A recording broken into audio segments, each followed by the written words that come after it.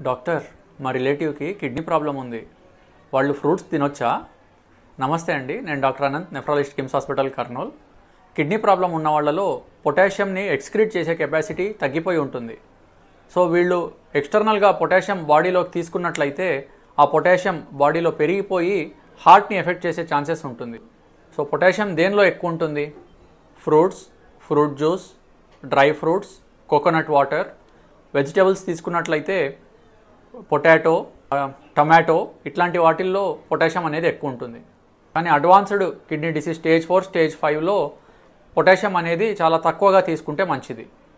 ఏ fruits తీసుకోవచ్చు? Like apple, papaya, జామ పండు and watermelon. And vegetables తీసుకున్నట్లయితే కాకరకాయ, పొట్లకాయ, బీన్స్, క్యాబేజ్ ఇట్లాంటి వాటిల్లో పొటాషియం తక్కువగా ఉంటుంది. సో కిడ్నీ ప్రాబ్లం ఉన్నవాళ్ళు ఇవన్నీ పొటాషియం తక్కువ ఉన్న ఫుడ్స్ అన్నీ కూడా తీసుకోవచ్చు. లేదు వెజిటేబుల్స్ తీసుకోవాలి అనుకుంటే దాన్ని వేడిగా ఉన్న నీళ్ళలో బాయిల్ చేసి ఆ వాటర్ అంతా పారేసి, కిడ్నీ ప్రాబ్లం ఉన్నవాళ్ళు మీ పొటాషియంని చెక్ చేసుకోండి అండ్ దాన్ని తగ్గట్లు మీ డైట్ని మాడిఫై చేసుకోండి. Thank you.